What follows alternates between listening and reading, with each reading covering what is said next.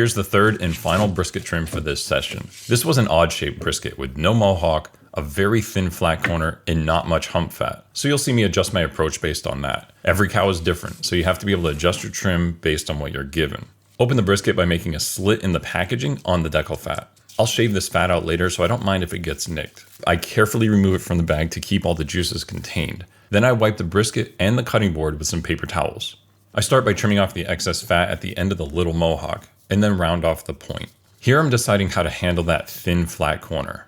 It's going to look like I'm taking off a lot, but it's so thin that I won't be able to use it as slices, so better to save it for burgers and sausage. Before I trim that thin corner, I round off the other corner to see what kind of angle I'm going to be working with. Then in one swooping cut, I take out a lot of that thin corner. I inspect it some more and see that it's still too thin. I trim off that long side and take off a little more of that thin corner.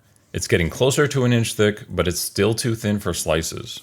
I move on to cleaning up the other long side, and then clean up the brown meat from the underside of the point. I shave off the deckle to be level with the flat muscle. I then scrape off the fat globs from the flat so the rub penetrates directly into the meat, and round off the point a little more.